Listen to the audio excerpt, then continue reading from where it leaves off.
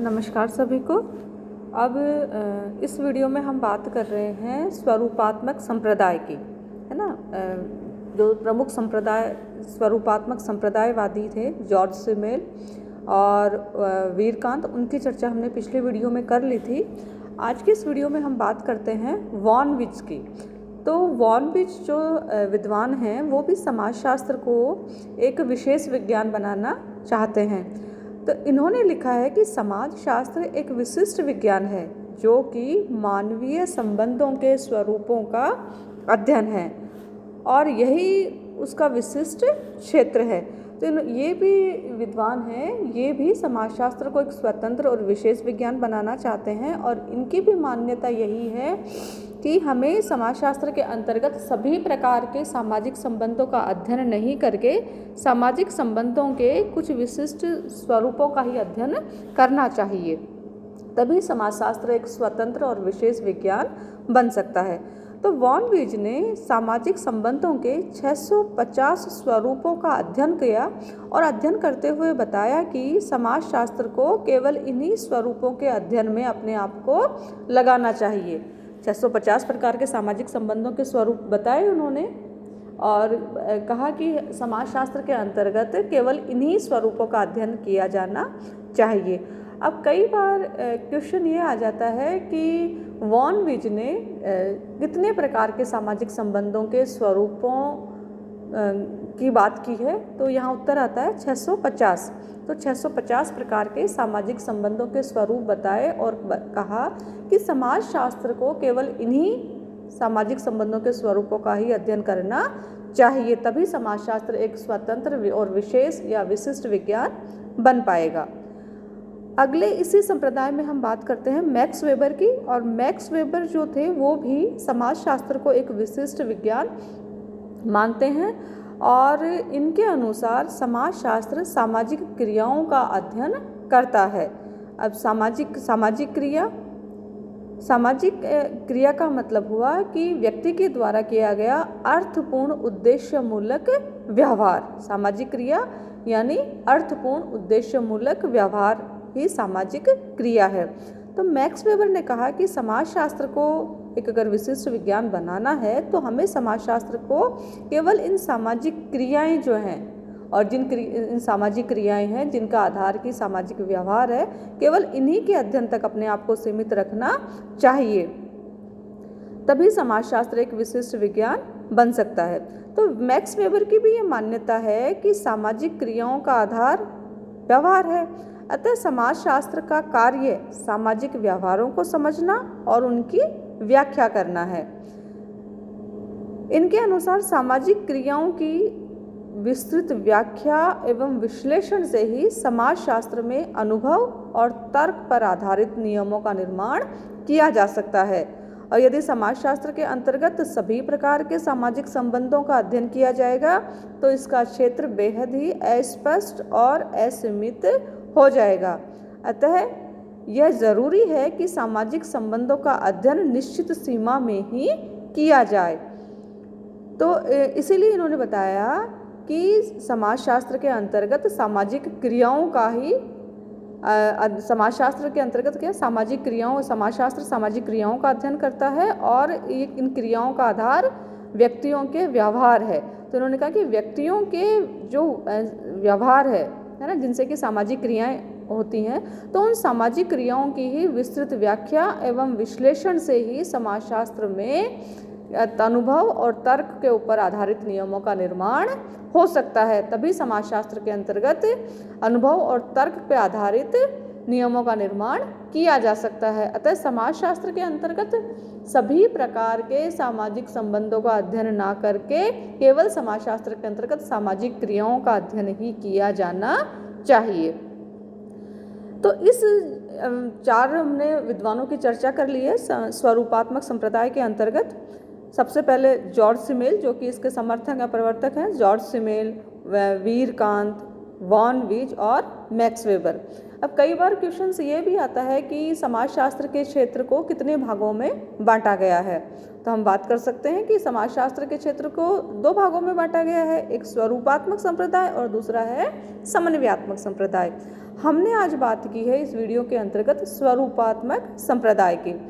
दूसरा क्वेश्चन ये आता है कि भाई स्वरूपात्मक जो संप्रदायवादी हैं उनके नाम लिखिए। तो हम 4 नाम उसके अंतर्गत लिख सकते हैं। सबसे पहले जॉर्ज सिमेल, वीरकांत, वॉन वीज और मैक्स वेबर। तो ये हो गए प्रमुख स्वरूपात्मक संप्रदायवादी। अब इस संप्रदाय से संबंधित सभी विद्वान समाजशास्त्र के क्षेत्र को सामाजिक संबंधों के स्वरूपों के अध्ययन तक सीमित मानते हैं। और ये जो सभी विद्वान हैं, है ना, ये समाजशास्त्र को अन्य जो विज्ञान है, चाहे वो गणित है, रसायन शास्त्र है, राजनीति विज्ञान है, अर्थशास्त्र है, रसायन शास्त्र है आदि की तरह ही एक स्वतंत्र, विशेष और आत्मनिर्भर विज्ञान बनाना चाहते हैं। और ये मानते हैं कि इसके लिए ये ज़रूरी है कि हम समाजशास्त्र के अंतर्गत सभी प्रकार के सामाजिक संबंधों का अध्ययन ना करें और केवल सामाजिक संबंधों के कुछ विशिष्ट स्वरूपों का ही अध्ययन किया जाए, और तभी समाजशास्त्र जो है वो अन्य विज्ञानों की तरह ही एक विज्ञान बन पाएगा। अब कुछ जो विद्वान हैं वो स्वरूपात्मक संप्रदायवादी जो हैं इनकी आलोचना करते हैं, इस संप्रदाय की आलोचना करते हैं। और ये जो आलोचक है उसमें अपन फिचर की बात कर सकते हैं। फिचर भी एक समाजशास्त्री हैं। तो उन्होंने कहा कि ये जो स्वरूपात्मक संप्रदायवादी हैं इन्हें समाजशास्त्री नहीं कहकर सामाजिक दार्शनिक कहना ठीक होगा, क्योंकि इन्होंने सामाजिक जीवन की व्यावहारिक प्रकृति को समझने का प्रयत्न नहीं किया है। और अब इन्होंने ये बात की है कि सामाजिक संबंधों के जैसे जॉर्ज सिमेल ने कहा था कि हमें समाजशास्त्र के अंतर्गत सामाजिक संबंधों के विभिन्न स्वरूपों का अध्ययन करना है, और अगर ये स्वरूप विभिन्न अंतर्वस्तुओं, चाहे वो आर्थिक संघ है या राजनीतिक दल है या धार्मिक संघ में पाए जाते हैं, तो संबंधित शास्त्र इनका अध्ययन करें, समाजशास्त्र को ये है नहीं करना है। तो ये जो आलोचक हैं वो कहते हैं कि सामाजिक संबंधों की तो स्वरूप जो है वो भी सामाजिक संबंध है और उसके अंतर्वस्तु भी सामाजिक संबंध ही है। तो इन विद्वानों ने ये जो भेद किया है, यह भेद सामाजिक संबंधों के संदर्भ में सही नहीं है।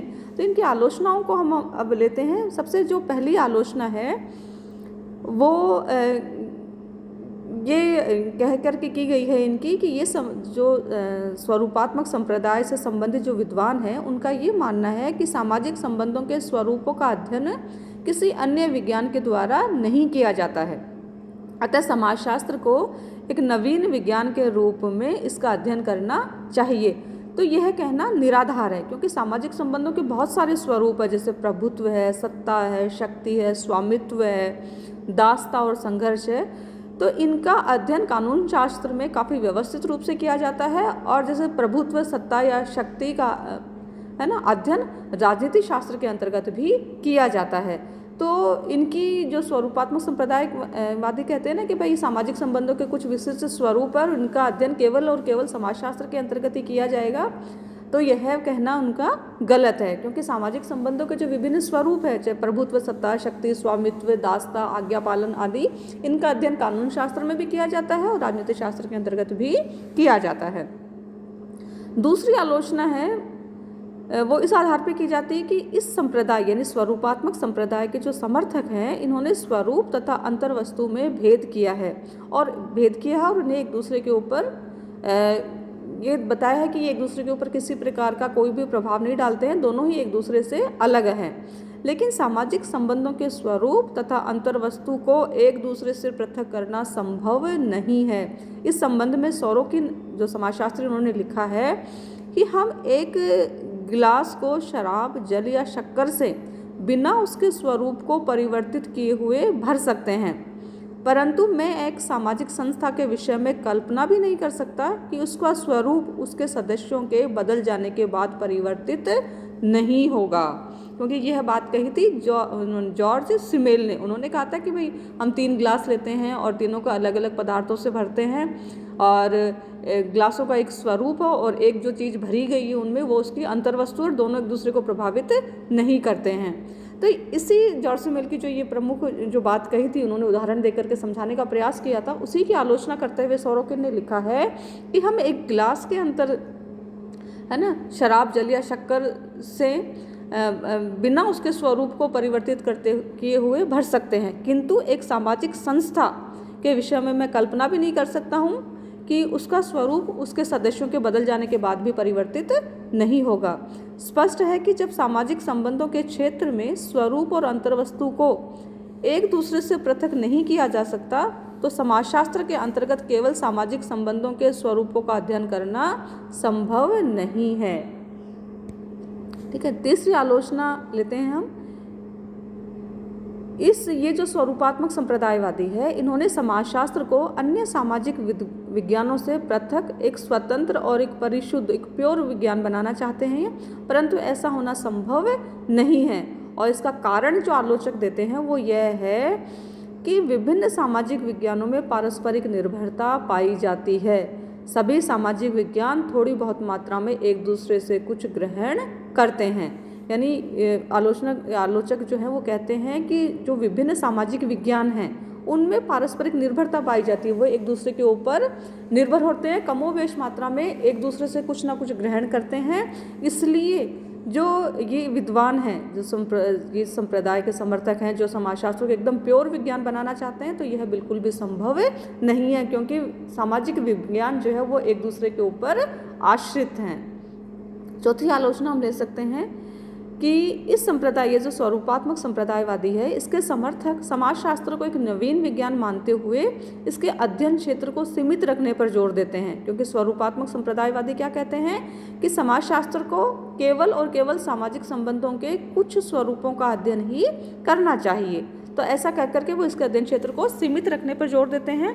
इसके अनुसार समाजशास्त्र का अध्ययन क्षेत्र सामाजिक संबंधों के कुछ विशिष्ट स्वरूपों तक ही सीमित है, परंतु इस प्रकार की मान्यता ठीक नहीं है। यदि इस संप्रदाय की मान्यता के अनुसार समाजशास्त्र में केवल सामाजिक संबंधों के स्वरूपों का ही अध्ययन किया जाए तो सामाजिक जीवन के विभिन्न पक्ष समाजशास्त्र के अंतर्गत नहीं आ पाएंगे और ऐसी दशा में इसका क्षेत्र जो है वो बहुत ही सीमित हो जाएगा, जो कि इस विषय, क्योंकि समाजशास्त्र एक तो नवीन विज्ञान है, नवीन विषय है, तो इस विषय के विकास की दृष्टि से भी उचित नहीं होगा। अगली आलोचना में हम ले सकते हैं कि समाजशास्त्र समग्र रूप में समाज का विज्ञान है। समाजशास्त्र के अंतर्गत है ना समाज का विज्ञान है, समाज का अध्ययन किया जाता है, वैज्ञानिक दृष्टि से अध्ययन किया जाता है। और आज ये प्रमाणित हो चुका है कि सामाजिक जीवन के विभिन्न पक्ष एक दूसरे के साथ घनिष्ठ रूप से संबंधित हैं। यदि किसी सामाजिक जीवन के किसी अगर एक भी पक्ष में कोई भी परिवर्तन या बदलाव होता है तो उसका प्रभाव अन्य भागों पर भी निश्चित रूप से पड़ता है। अतः इस संप्रदाय के समर्थकों के अनुसार समाजशास्त्र के अंतर्गत केवल सामाजिक संबंधों के स्वरूपों के अध्ययन पर जोर देना सामाजिक जीवन के अन्य पक्षों की अवहेलना करना है, जो कि किसी भी प्रकार से उचित नहीं है। स्पष्ट है कि इस संप्रदाय की मान्यताएं सही नहीं है और इसके समर्थक समाजशास्त्र के अध्ययन क्षेत्र को ठीक से स्पष्ट करने में असमर्थ रहे हैं। यह आलोचना है और इस आलोचना करने के पश्चात में समाजशास्त्र का जो क्षेत्र का जो दूसरे संप्रदाय है, कौन सा, समन्वयात्मक संप्रदाय, वो उभर करके आया।